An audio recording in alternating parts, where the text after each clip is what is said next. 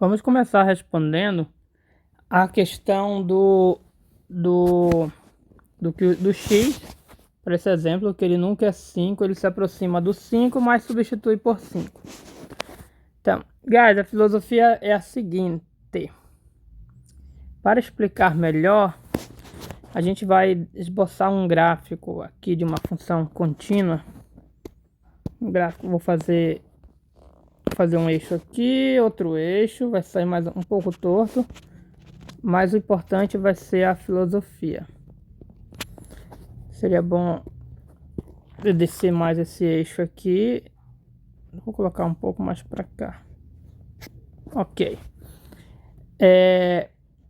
Eu vou esboçar o gráfico de uma função,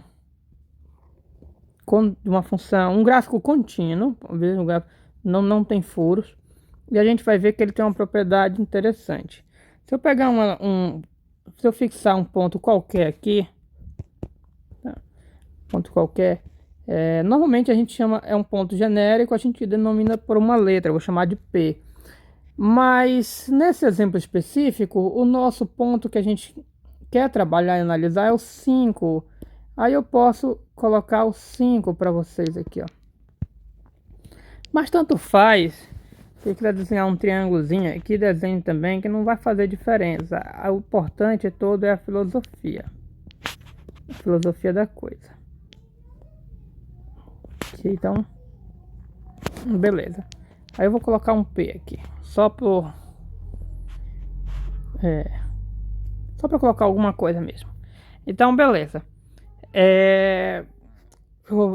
Estaremos interessados, vamos chamar essa função de f, e nós estaremos interessados no limite da f de x quando x tende a p.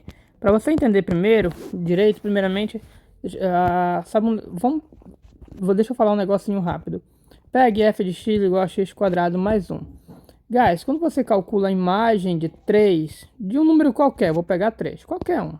Se tivesse em sala de aula, eu ia pedir um número de vocês, mas não tem como pedir de vocês, porque vocês estão assistindo o vídeo e isso é no futuro. 3. Aí o que é a imagem de 3? Imagem de 3 é eu pegar a minha função e trocar o x por 3. Aí vai ficar 3 ao quadrado mais 1. Troquei esse x por 3. Se você tiver na dúvida, aí ainda faço isso aqui, ó.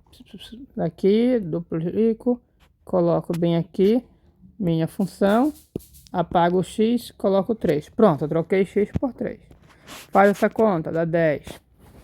Ok, imagem do 3 é 10. Mas perceba o que eu fiz para calcular a imagem. Eu pego a variável e troco. Troco por esse númerozinho aqui. Pois bem, vamos lá. Graficamente, guys, quando você sobe ou desce uma linha até o gráfico, bateu num ponto, que é o caso aqui, ó, rebateu, o ideal é rebater reto, tá? A minha linha aqui tá torta, muito torta por sinal, mas vocês vão imaginar que está reto. Ok, o ideal é rebateu reto, né? Então, rebateu, toda vez que você faz isso, sobe ou desce, bate no gráfico, rebate. Esse ponto aqui é a imagem. Então, como aqui é P, aqui é a imagem do P. Essa aqui fosse 5, aqui seria a imagem do 5, e no lugar desse Pzinho que vocês estão vendo, seriam 5. Pois bem, então, sim, para efeito de cálculo, se eu tivesse uma lei para minha função, aqui seria aquela leizinha, a regra trocando x pelo P. Tipo aqui, ó, essa aqui é a regra dessa função. E vamos analisar o limite desse caso de f de x quando x tende a p. Então eu vou pegar um x aqui, pega um x, vou pegar de vermelho, tá, guys? Pegue bem aqui. Eu podia escrever x, não vou escrever não, tá? Vou só deixar. Imagine que aqui seja um x. Aí se eu pegar um xzinho aqui, bateu, tem que ser reto, não foi muito reto, mas dá para imaginar a ideia. Bateu aqui. Pegou o x aqui, tá aqui a f de x. Tá aqui o x, tá aqui a f de x. Aí eu quero analisar o comportamento dessa função quando o x se aproxima de p. Então eu vou começar a pegar agora um x mais próximo de p. Esse aqui. Perceba que está mais próximo.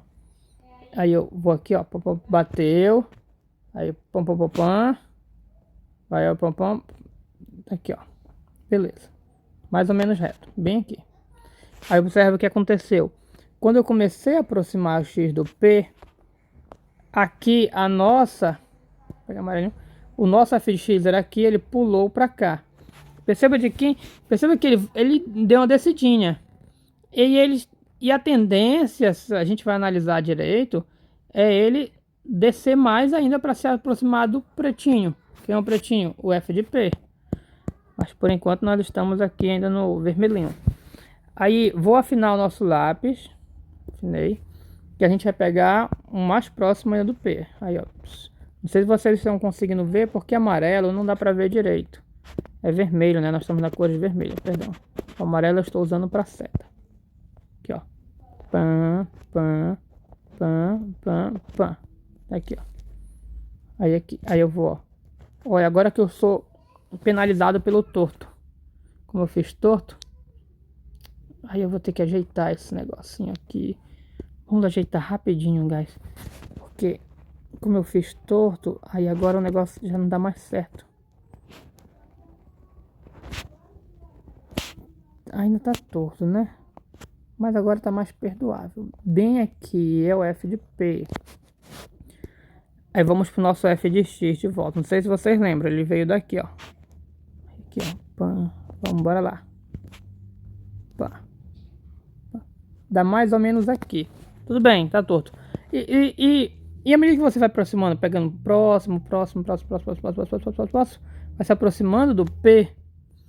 Toda vez que eu subir, acho que vocês, se você parar para analisar, você vê que na verdade o ponto que rebate, eu vou ter que fazer de outra cor por causa do gráfico que é vermelho. O ponto que rebate, na hora que eu vou lá aproximando, ele vai descendo, descendo, descendo. Olha que ponto feio, viu? Então o ponto, quando a gente faz de longe, parece um pontinho tão bonitinho, ó. Um ponto. Mas quando a gente vai dando um zoom, a gente vê que é um negócio que tá mal feito. Vamos apagar isso aqui, né? Vamos colocar um negócio desse, pronto, um negócio decente. Acho que tava assim. E aí, voltando. Então o ponto ele vai descendo. Perceba que ele vai se aproximando dessa bolinha aqui. Bolinha preta. E aí, quando você vem aqui, agora a gente já tá em verde. Aquele pontinho verde que vai descendo no gráfico, descendo aqui, ó. Na hora, toda vez que você for rebatendo, o que vai acontecer é que ele vai descendo aqui. Ele vai descendo. Ele vai se aproximando de quem? Do bichinho pretinho aqui, ó. Que é quem? É o F de P. É o V de P. Ou seja, quem é o limite? Quem é o limite? É o F de P. Tá, tem que voltar para a espessura original de escrita 03. Pronto. Apagou. É o F de 3. O que isso quer dizer? Que nessa. Só um detalhe. Essa situação aconteceu por causa do gráfico contínuo. Quando a gente for trabalhar com continuidade, eu vou mostrar para vocês que quando tem quebras no gráfico, isso aqui não acontece, tá, guys? Aí você pode fazer essa análise aí. Mas o que aconteceu foi a moral da história. O X, quando ele aproxima do P, a minha função aproxima da imagem do P. Ou seja, o valor do limite, o valor dele é o X, aqui é P, né? O valor do limite é o X trocado por P. Ou seja, substituição direta. Então a substituição direta não quer dizer que meu X é P. Eu vou substituir o X por P, mas é por causa de obter o valor do limite. E o valor do limite, ele me diz de quem a função se aproxima.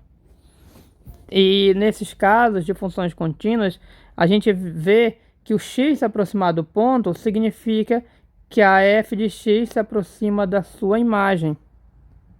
Então aqui não é que o x é 5, você troca o x por 5, não é que o x é 5, mas significa que essa função se aproxima do mesmo valor de quando o x é 5. Que lembre-se que o limite ele representa um comportamento.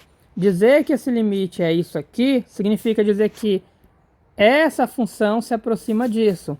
Então, mesmo que você troque o x por 5, é sutil, tá, guys? É sutil, tem que ter uma análise bem. Mesmo que você troque o x por 5 aqui, não significa que o x é 5. Porque isso aqui é o valor do limite, ou seja, é o valor do que a função se aproxima. Sempre o resultado do limite é o valor do que a função se aproxima, que é a definição de limite. Então, pode ser confuso para alguns, confuso de início principalmente, é uma sutileza. É uma sutileza a regra da substituição. Mas de início é assim, quando você pode aplicar a regra da substituição, substitua e saiba que aquele valor é o valor com que a função vai se aproximar e não com que ela é. Até porque nós estamos trabalhando com o seu limite. Qual é o limite da função, até onde ela vai quando ela se aproxima. Ok? O próximo vídeo a gente vai explicar direitinho as funções que você pode aplicar a regra da substituição. Que tipo de funções são essas? Thanks.